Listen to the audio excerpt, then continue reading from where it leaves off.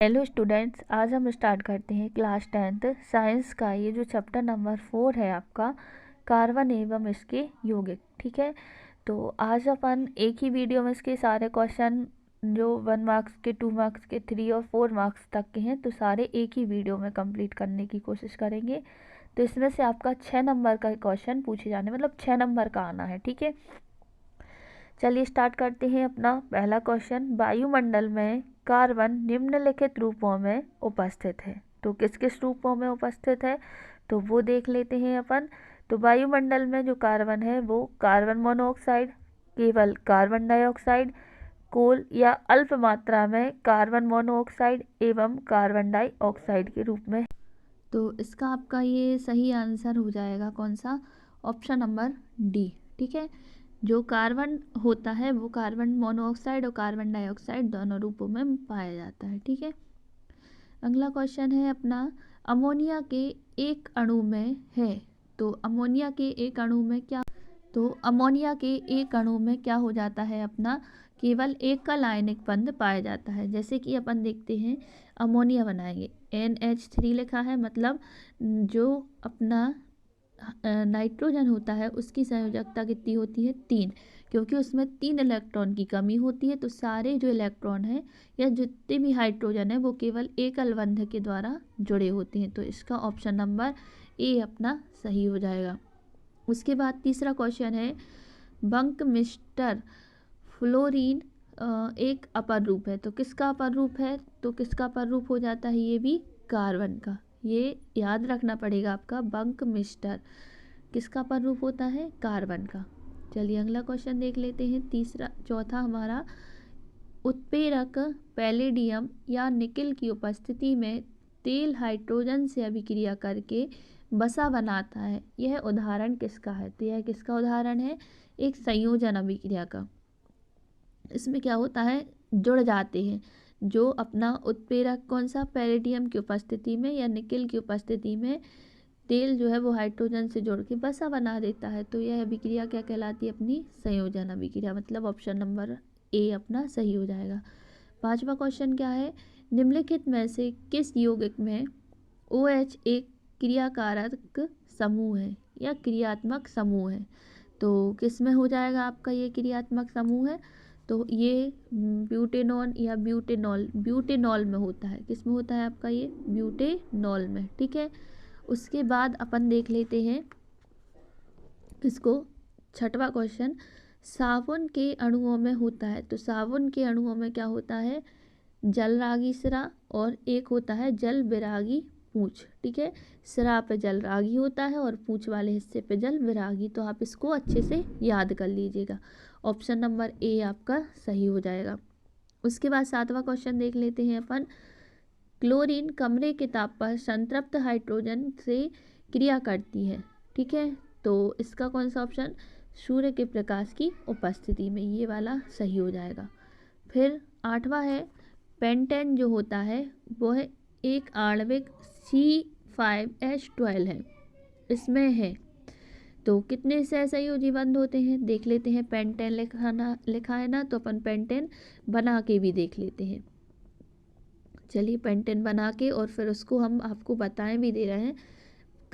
Carbon कितने हैं, 5 हैं, तो बनाइए कार्बन 1 2 3 4 और ये 5 आपके कार्बन बन गए। उसके बाद हाइड्रोजन जोड़ने हैं, तो 12 हाइड्रोजन है यहाँ पे, 1 ये 2 ये 3 यहाँ 4 यहाँ पे 5, इससे 6 7 8 9 10 11 और ये हो गया आपका 12। ठीक है, तो अब देख लीजिए कितने सही संयोजी बंध बने हुए हैं, 1 2 3 4 5 6 7 8 9 10 11 12 13 14 15 16, कितने बने हुए हैं, 16। तो अपना ऑप्शन नंबर सी सही हो जाएगा। इस तरीके से आप बना के और उसको गिन भी सकते हैं। ठीक है, नौवा है, सिरका यानी कि जो विनेगर होता है वह एक विलयन है, तो किसका विलयन होता है, तो इसमें क्या हो जाएगा आपका,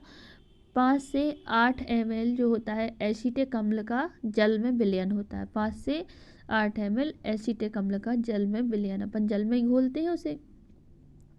इसके बाद हमारा 10वां क्वेश्चन है, निम्नलिखित में से कौन सा जातीय श्रेणी का सदस्य नहीं है? तो कौन नहीं है?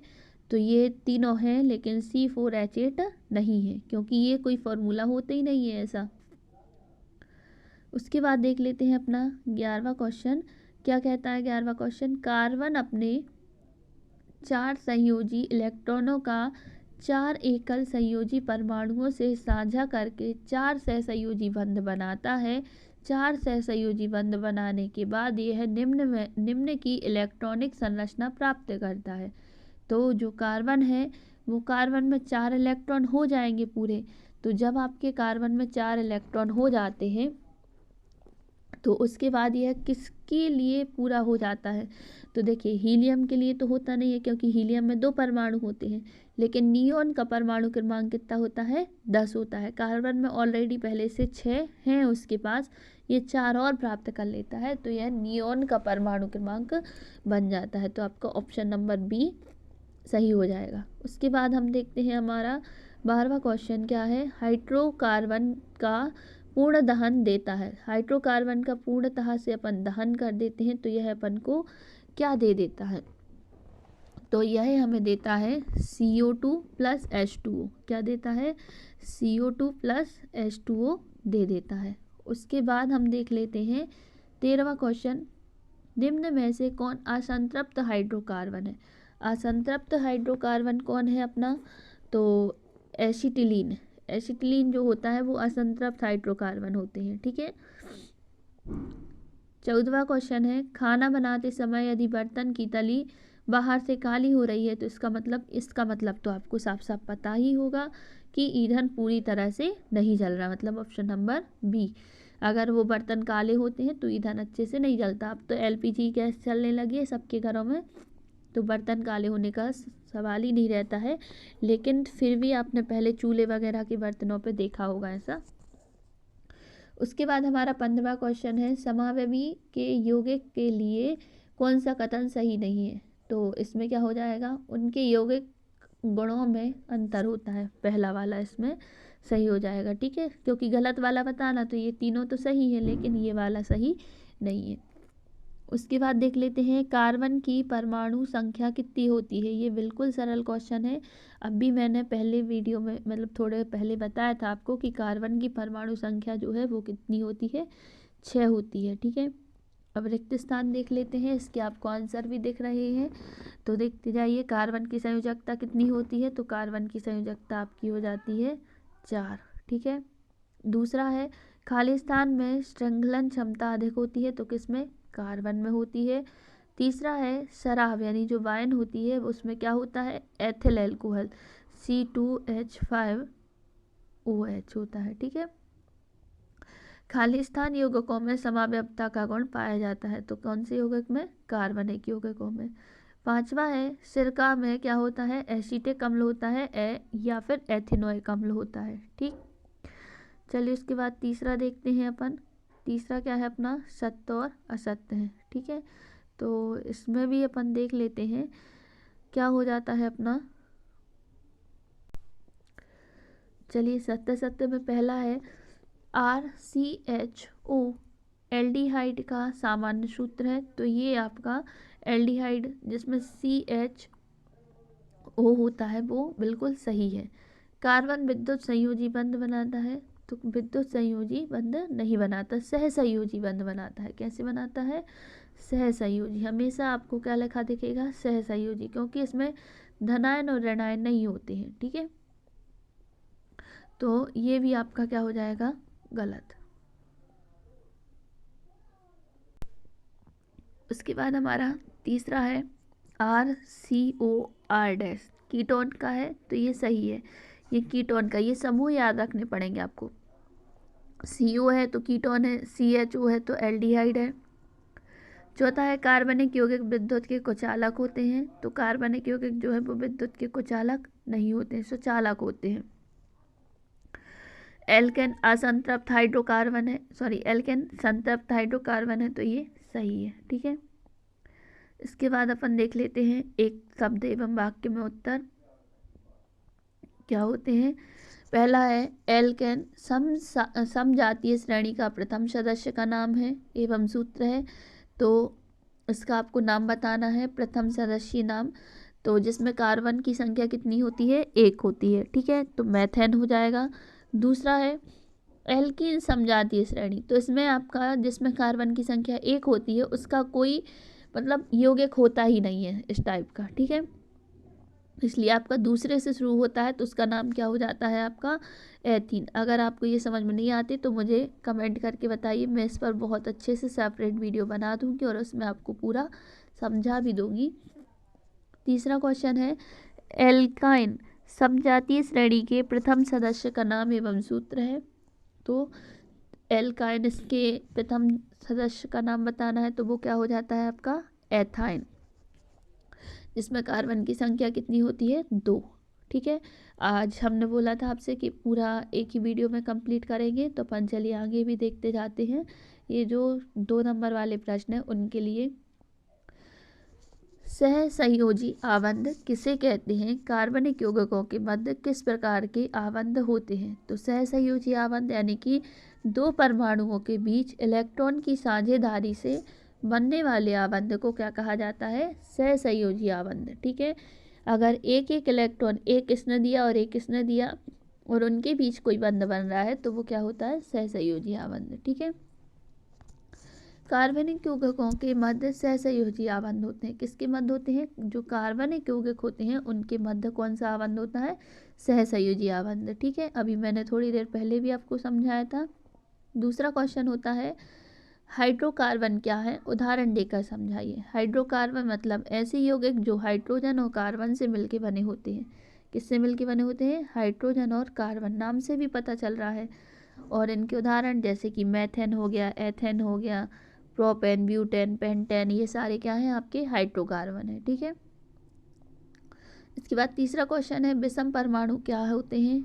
तो विषम परमाणु किसी कार्बनिक यौगिक से हाइड्रोजन को प्रतिस्थापित करके, हाइड्रोजन को हटा के और उसकी जगह कोई भी परमाणु आके जुड़ जाता है तो वो क्या हो जाते हैं आपके विषम परमाणु। जैसे कि मान लो यहाँ पे क्या हो जाता है, ये CH4 है, यहाँ पे कोई क्लोरीन आके जुड़ गई तो क्या करेगा, ये इस Cl2 हो जाएगा तो CH3 बनेगा और Cl बनेगा और उसके बाद यहाँ पे ये HCl। तो ये जो आपकी क्लोरीन थी वो क्या है, विषम परमाणु है, ठीक है। जैसे हेलोजन, ऑक्सीजन, सल्फर, ये सारे तत्व आके जुड़ जाएंगे। जैसे अभी हमने क्लोरीन देखा, उनकी जगह ये सारे तत्व आके जुड़ जाए, परमाणु जुड़ जाए, ठीक है। इसके बाद हम चौथा क्वेश्चन देखते हैं प्रतिस्थापन अभिक्रिया किसे कहते हैं। तो प्रतिस्थापन वो गणित की नहीं लिख देना, इसमें क्या होता है जब कोई कार्बनिक यौगिक से एक हाइड्रोजन परमाणु को विस्थापित करके कोई विषम परमाणु या परमाणुओं का समूह उसके स्थान को ग्रहण कर लेता है तो ये अभिक्रिया क्या कहलाती है, प्रतिस्थापन अभिक्रिया। जैसे आपने देखा होगा चैप्टर नंबर 1 में विस्थापन अभिक्रिया, तो उसमें कोई भी तत्व हो जाता है, लेकिन प्रतिस्थापन में क्या होती है, किस में होती है, कार्बनिक यौगिकों में। किस में हो जाएगी आपकी, कार्बनिक यौगिक में, ठीक है। 5वां क्वेश्चन देखते हैं एस्टरीकरण किसे कहते हैं। तो एस्टरीकरण क्या होता है आपका, कार्बनिक अम्ल एल्कोहल भी अभिक्रिया के फलस्वरूप जल के अतिरिक्त क्या बनाने को होता है, जल के अतिरिक्त बनने वाले जो पदार्थ होते हैं वो क्या कहलाते हैं, एस्टर कहलाते हैं। क्या बन जाता है, एस्टर। यह सीधा सीधा सिंपल सी बात है, एस्टर बनने की क्रिया एस्टरीकरण कहलाती है तथा उसके बनने की यह अभिक्रिया एस्टरीकरण हो जाती है। एस्टर बनने की क्रिया क्या है, एस्टरीकरण है। और यह कैसे बनती है, तो जो कार्बनिक अम्ल होता है और एल्कोहल, इन दोनों की अभिक्रिया के फलस्वरूप जल बनता है और एक पदार्थ बनता है जिसे अपन क्या कहते हैं, एस्टर, ठीक है। इसकी पूरी की पूरी अभिक्रिया आपकी बुक में बहुत अच्छे से दी गई है। 6वां क्वेश्चन है किण्वन से आप क्या समझते हैं। तो किण्वन वे रासायनिक अभिक्रियाएं होती हैं कि जिनमें क्या होता है आपका कार्बनिक यौगिक क्या कर लेते हैं, अभिक्रिया करते हैं। कार्बनिक यौगिकों की ही अभिक्रिया होती है और वो टूट जाते हैं, किस में टूट जाते हैं, सरल कार्बनिक यौगिकों में टूट जाते हैं, अपघटित हो जाते हैं। तो उस क्रिया को क्या कहा जाता है, किण्वन अभिक्रिया कहते हैं, ठीक है। इसके बाद अपना 7वां क्वेश्चन है साबुनीकरण से आप क्या समझते हैं? तो साबुनीकरण क्या होता है? क्षारों की वसा या तेलों के जल अपघटन की क्रिया के फलस्वरूप साबुन बनता है। क्षार की वसा या तेलों के जल अपघटन के फलस्वरूप क्या होता है? उसका जलीय अपघटन हो जाता है और उसके फलस्वरूप आपका क्या बन जाता है? साबुन बन जाता है। इस क्रिया को साबुनीकरण कहते हैं। ठीक, उसके बाद हम देखते हैं अपना 8वां क्वेश्चन। कार्बन एवं उसके जो यौगिक हैं उनका उपयोग अधिकतम किस में करते हैं अपन? ईंधन के रूप में ही क्यों किया जाता है? ठीक है, तो कार्बन एवं उसके जो यौगिक होते हैं वो हमारे ईंधन के प्रमुख स्रोत हैं। ठीक है, ये ईंधन के फलस्वरूप ऊष्मीय ऊर्जा उत्पन्न करते हैं या दहन के फलस्वरूप जब जलते हैं तो कौन सी ऊर्जा उत्पन्न करते हैं? ऊष्मीय ऊर्जा उत्पन्न कर देते हैं। ठीक है, इसलिए इनका उपयोग अपन किस में करते हैं? ईंधन में, जैसे कोयला, कोक वगैरह इन सबको जलाते हैं। इसके बाद अपना 9वां क्वेश्चन है, कठोर जल में साबुन से उपचारित करने पर झाग के निर्माण को समझाइए। ठीक है, जो अपना इसका आंसर क्या बनेगा? साबुन जो है वो कठोर जल में उपस्थित कैल्शियम एवं मैग्नीशियम लवणों से अभिक्रिया कर लेता है। ऐसे में झाग उत्पन्न करने के लिए अधिक मात्रा में साबुन का उपयोग करना पड़ता है। क्या करते हैं? ज़्यादा साबुन लगानी पड़ती है। इसके बाद अपना 10वां और 11वां और देख लेते हैं जल्दी से। ऑक्सीकारक क्या होते हैं? तो ऑक्सीकारक जो पदार्थ अन्य पदार्थों को ऑक्सीजन देने की क्षमता रखते हैं, मतलब जिनके पास ऑक्सीजन होती है, O2 होता है और वो किसी दूसरे को दे सकते हैं, तो ऐसे पदार्थ क्या होते हैं? आपके ऑक्सीकारक होते हैं। इसके बाद अपन देख लेते हैं अपना 11वां क्वेश्चन। क्या आप डिटर्जेंट का प्रयोग कर बता सकते हैं कि कोई जल कठोर है या नहीं है? तो डिटर्जेंट का उपयोग करके अपन बता सकते हैं कि कोई जो जल है वो कठोर है या नहीं है। तो ऐसा हो सकता, तो डिटर्जेंट के प्रयोग से अपन नहीं बता पाएंगे कि कोई जल कठोर है या नहीं है, क्योंकि जो डिटर्जेंट होता है वो कठोर एवं मृदु जल दोनों में ही झाग उत्पन्न करता है। कोई भी हो तो उसमें सेम रिएक्शन होती है, इसलिए अपन उसको नहीं बता सकते हैं। ठीक है, उसके बाद हमारी ये 3 नंबर वाले 6 क्वेश्चन रह गए हैं और ये जो आपके 4 नंबर वाले हैं वो भी 4 ही क्वेश्चन रह गए हैं। तो उसको भी अपन जल्दी से इसी वीडियो में कंप्लीट करके पूरा देख लेते हैं कि क्या क्या होता है। पहला है संतृप्त और असंतृप्त हाइड्रोकार्बन क्या होते हैं? तो जो संतृप्त होते हैं मतलब जिनमें केवल एकल आबंध पाया जाता है, जिनमें केवल एक सहसंयोजी आबंध होता है, वो संतृप्त होते हैं, क्योंकि उन्हें किसी दूसरे की ज़रूरत नहीं होती है। और असंतृप्त जिनमें दो या त्रिआबंध पाए जाते हैं, द्विआबंध या त्रिआबंध पाए जाते हैं, वो असंतृप्त हाइड्रोकार्बन कहते हैं। बिल्कुल इजी डेफिनेशन है। उसके बाद अपना दूसरा क्वेश्चन है, एल्केन, एल्कीन और एल्काइन से आप क्या समझते हैं? तो एल्केन क्या होता है? जिसमें केवल एकल आबंध पाया जाता है। और एल्कीन और एल्काइन जिनमें एल्कीन में आपके द्विआबंध होते हैं और एल्काइन में आपके त्रिआबंध होते हैं। तो ये याद रखना, 1, 2 और 3। ठीक, उसके बाद तीसरा क्वेश्चन है, कार्बन के 2 गुणधर्म कौन से हैं जिनके कारण हमारे चारों ओर कार्बन यौगिकों की विशाल श्रृंखला पाई जाती है? तो ये बहुत इंपॉर्टेंट क्वेश्चन होता है आपका कि कार्बन की जो संयोजकता होती है वो चतुसंयोजी संयोजकता होती है और श्रृंखलन क्षमता होती है, मतलब कार्बन में श्रृंखला बनाने का गुण पाया जाता है। ठीक है, चौथा है हाइड्रोजनीकरण क्या है? हाइड्रोजनीकरण क्या होता है? इसका औद्योगिक उपयोग भी बताना है। तो क्या हो जाएगा आपका? उपयुक्त उत्प्रेरक की उपस्थिति में, जो भी उत्प्रेरक चाहिए उसकी उपस्थिति में हाइड्रोजन जो है वो असंतृप्त यौगिकों से संयुक्त होकर संतृप्त कार्बन की, मतलब जो संतृप्त करने की प्रक्रिया होती है वो हाइड्रोजनीकरण कहलाती है। मतलब जैसे कोई असंतृप्त हाइड्रोकार्बन है तो उसमें जहाँ पे हाइड्रोजन उपस्थित है वहाँ से वो आएगा और हाइड्रोजन जुड़ जाएगा। इस प्रक्रिया को क्या कहते हैं अपन? हाइड्रोजनीकरण कहते हैं। ठीक है, जैसे कि मान लीजिए आपके पास क्या है, C2, यहाँ से मान लीजिए यहाँ पे C2H6 है। ठीक है, तो ये तो आपका क्या हो जाता है? संतृप्त हो गया। लेकिन अगर आपके पास इस टाइप से है, C2H4 है, तो इसमें क्या होता है, यहाँ पे जैसे अपन इसकी संरचना देखते हैं, किसकी? C2H4 की। ये है C2H4। तो इसमें क्या होता है, 2 कार्बन के बीच एक एक बंध हो गए, यहाँ पे 2 हाइड्रोजन जुड़ गए, ठीक है। अभी भी आपका इसका एक एक बंध बचा हुआ है, क्योंकि प्रत्येक कार्बन के कितने, ये जो बंध बना रहा है मतलब अपन इसको हाथ समझ लेते हैं। एक कार्बन के 4 हाथ होते हैं, तो इसको चारों में कुछ ना कुछ पकड़ना है। तो ये चारों में पकड़ने के लिए क्या करेगा, एक खुद के हाथ से डबल पकड़ लेगा, ठीक है। लेकिन इस प्रक्रिया में क्या होता है कि जब कोई हाइड्रोजन कहीं से आ रहे हैं, कोई 2 हाइड्रोजन आए और वो लोग क्या करेंगे, दोनों हाइड्रोजन आएंगे और इसके इस बंध को मिटा देंगे, ठीक है। मिटाने के बाद यहाँ पे एक इलेक्ट्रॉन हो गया और एक हम यहाँ नीचे लिखे दे रहा है, ठीक है। तो यहाँ हाइड्रोजन आएगा और यहाँ पे एक हाइड्रोजन जुड़ जाएगा और एक यहाँ पे जुड़ जाएगा, तो ये क्या बन जाएंगे, आपके संतृप्त हाइड्रोकार्बन। इस तरीके से बनते हैं, ठीक है। तो देख लेते हैं आगे। जो हाइड्रोजन है वो हाइड्रोजनीकरण अभिक्रिया का औद्योगिक उपयोग में क्या है, तो इसका औद्योगिक उपयोग क्या है, निकेल उत्प्रेरक की उपस्थिति में वनस्पति तेल की इनसे अभिक्रिया करा के वनस्पति घी बनाया जाता है। वनस्पति तेल से वनस्पति घी, बहुत ही इम्पोर्टेंट चीज़ है कि वनस्पति तेल से क्या बना लेते हैं, वनस्पति घी बनाया जाता है, ठीक है। अगला क्वेश्चन क्या है, समावयवी एवं समावयवता से आप क्या समझते हैं। तो जब एक ही अणुसूत्र वाले 2 या 2 से अधिक कार्बनिक यौगिक जो होते हैं वो प्रदर्शित कर दें, तो इस प्रक्रिया के लिए अपन क्या देखते हैं, जब पहले एक बार फिर से पढ़ते हैं। जब एक ही अणुसूत्र द्वारा 2 या 2 से अधिक कार्बनिक यौगिक प्रदर्शित किए जाते हैं तो वे कार्बनिक यौगिक समावयवी यौगिक तथा उनका यह गुण समावयवता कहलाती है, ठीक है।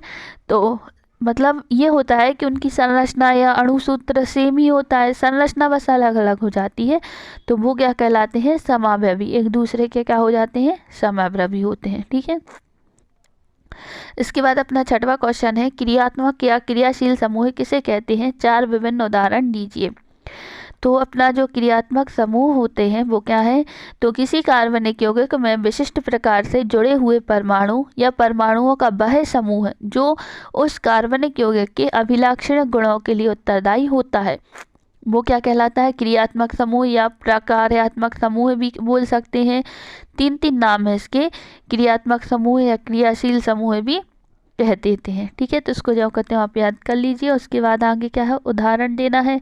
तो एक हो जाता है आपका OH या COOH या CHO या CO। तो ये आपके लिखे भी हुए हैं कि ये किसका, OH यानी एल्कोहल का, CO मतलब कीटोन का, CHO मतलब एल्डिहाइड का और COOH मतलब कार्बोक्सिलिक अम्ल का, ठीक है। उसके बाद 4था क्वेश्चन है, साबुनीकरण क्या है या साबुन की प्रक्रिया बतानी है, तो ये क्या होती है। तो यदि आपको आज ये पढ़ के समझ में नहीं आया तो मुझे कमेंट करके बताइए, मैं इस पर अलग एक सेपरेट वीडियो बना दूंगी, अच्छे से उसमें समझा दूंगी, क्योंकि ये बहुत इम्पोर्टेंट क्वेश्चन है आपके लिए। तो साबुन की प्रक्रिया क्या होती है, साबुन का जो साबुन का एक अणु होता है उसमें साबुन का अणु 2 भागों से बना होता है। जो पहला जो आपका एक लंबा वाला भाग होता है वो हाइड्रोकार्बन का होता है और जो दूसरा भाग होता है वो किसका हो जाता है, आपका दूसरा जो छोटा वाला पूंछ वाला भाग होता है वह अम्लीय भाग होता है। उसमें क्या होता है, आपका COONA होता है। इसमें जो हाइड्रोकार्बन को अपन R से भी प्रदर्शित कर सकते हैं, किससे प्रदर्शित करते हैं, R से, ठीक है। तो जो R वाला भाग होता है उसे अपन हाइड्रोकार्बन कहते हैं। तो यह जल विरागी होता है, मतलब जल से अलग अलग होता है। और जो दूसरा अम्लीय भाग होता है, आयनिक वाला भाग होता है, वह क्या होता है, आपका जल रागी होता है, ठीक है। जब गंदे कपड़े को पानी में साबुन के साथ मिलाया जाता है, पानी में जो साबुन घुली है उसमें डाला जाता है, तो साबुन का जो आयनिक भाग होता है वो जल रागी होने के कारण जल में विलय हो जाता है, जबकि साबुन का जो दूसरा भाग होता है जो कि क्या होता है, आपका जल विरागी होता है। तो जो जल विरागी है वो तेल या ग्रीस के साथ संलग्न हो जाता है, यानी जुड़ जाता है। तो जो साबुन या जो आपके गंदे कपड़े होते हैं वो क्या कर लेते हैं, साबुन विलयन में खगलने पर एक दो बार अपन नीचे ऊपर करते हैं तो साबुन के अणुओं के साथ गंदगी के कण जो हैं वो जल में घुलकर बाहर निकल जाते हैं और इस तरीके से आपके कपड़े भी जो हैं वो साफ हो जाते हैं। ठीक है, उसके बाद क्या हो जाता है, प्रथम 4 कार्बनिक यौगिक जो हाइड्रोकार्बन है उनके नाम, सूत्र और संरचना बतानी है। तो ये मैं समझा भी चुकी हूँ। इसकी संरचना इस तरीके से बना सकते हैं, मेथेन मतलब 1 कार्बन, एथेन मतलब 2 कार्बन, एथीन मतलब 2 कार्बन लेकिन उसमें हाइड्रोजन की संख्या कम होती है, एथाइन मतलब उसमें हाइड्रोजन की संख्या और कम हो जाती है।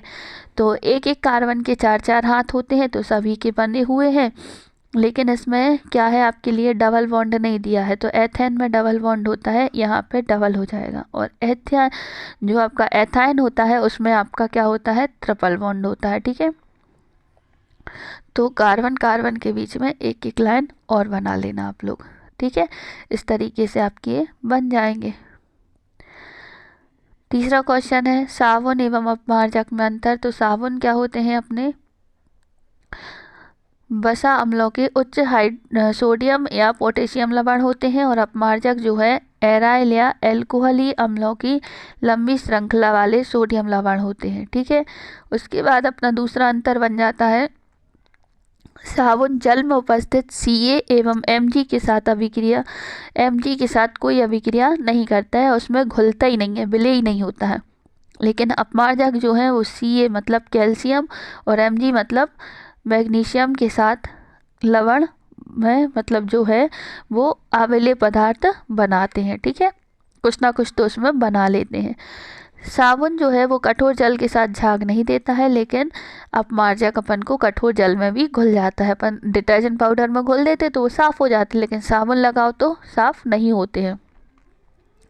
साबुन सामान्यतः कपड़े धोने के लिए अधिक उपयोगी नहीं है, लेकिन अपमार्जक धुलाई के लिए अधिक उपयोगी होता है। ठीक है, उसके बाद भौतिक और रासायनिक गुण बताने हैं किसमें, एथेनॉल और एथेनोइक अम्ल में, और उसी के आधार पर अंतर भी बता देने हैं अपन को। ठीक है, तो इसमें देख लेते हैं आपके ये आपके 6 अंतर हो जाते हैं एथेनॉल और एथेनोइक में। पहला क्या है आपके पास, पहला है इसका कि जो एथेनॉल है वो रंगहीन मीठी गंध वाली तीक्ष्ण स्वाद वाला एक द्रव होता है, और एथेनोइक क्या है, रंगहीन सिरके की जैसी विशिष्ट गंध वाला और खट्टे स्वाद वाला एक पदार्थ होता है। इसका स्वाद तीक्ष्ण होता है, इसका खट्टा होता है। इसका क्वथनांक 78 डिग्री सेल्सियस या 351 केल्विन होता है, और इसका तापमान इसका क्वथनांक कितना होता है, 118 डिग्री सेल्सियस या 391 केल्विन होता है। ठीक है, तो आप लोग इस तरीके से इनके अंतर भी याद रख सकते हैं कि इसमें कितने का अंतर होता है। उसके बाद अपना अगला क्वेश्चन है उदासीन प्रकृति लिटमस को प्रभावित नहीं करती है। इसकी जो उदासीन प्रकृति होती है वो लिटमस को प्रभावित नहीं करती है, और इसकी जो अम्लीय प्रकृति है वो नीले लिटमस को क्या कर देती है, लाल।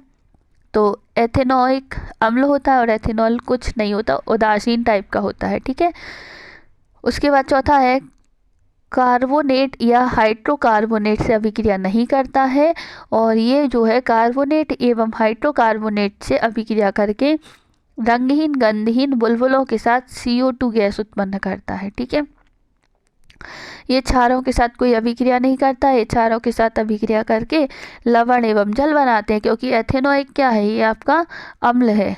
क्या है आपका, अम्ल।